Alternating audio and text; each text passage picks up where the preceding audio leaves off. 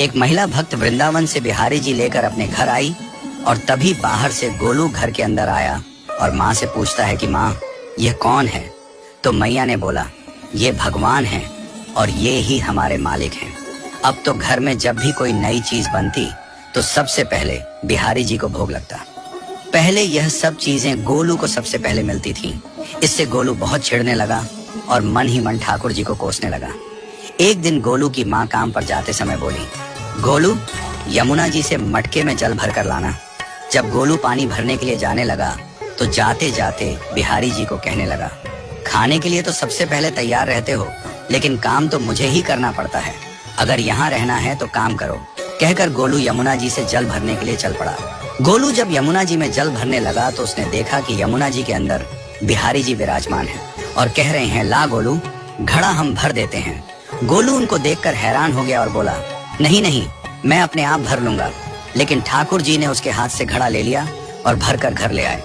गोलू घर आकर डर रहा था कि अगर माँ को पता लगा कि मैंने ठाकुर जी से काम करवाया है तो आज मेरी पक्की पिटाई होगी। माँ ने घर आकर बिहारी जी को गीले कपड़ों में देखा तो एकदम से हैरान हो गई और कहने लगी कि गोलू ये जरूर तेरी शरारत है, जरूर तूने ही इन पर जल डाला है। गोलू ने अपनी माँ को समझाने का बहुत प्रयास किया, लेकिन माँ ने उसको डांट कर चुप करा दिया और ठाकुर जी के भीगे हुए वस्त्रों को बदलने लगी। अगले दिन जब माँ ने गोलू को अनाज पिसवाने का काम दिया तो बिहारी जी फिर अनाज का कनस्तर ले आए और माँ को ठाकुर जी के वस्त्रों के ऊपर सूखा आटा पड़ा मिला। तो माँ ने फिर गोलू को डांटा कि तुझे पता नहीं कि ये हमारे भगवान हैं और तू भगवान के साथ शरारत करता है।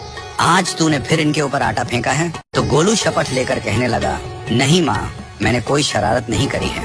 ये तो मेरे हाथ से गेहूं का कनस्तर लेकर खुद पिसवा कर आए हैं। गोलू की माँ आज बहुत गुस्सा हुई।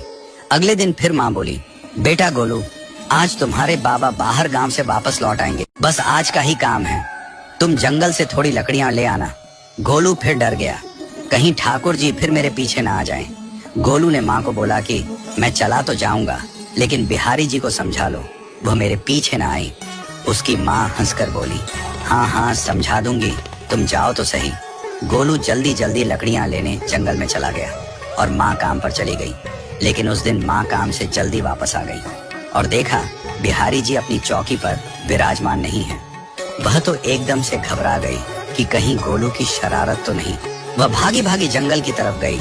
तभी उसने देखा कि गोलू के साथ एक इंसान लकड़ियों को लेकर घर आ रहा है। गोलू की माँ यह देखकर हैरान हो गई कि यह तो बिहारी जी हैं। ये क्या हमारे भगवान हमारा काम कर रहे हैं? इसका अर्थ गोलू ठीक कह रहा था।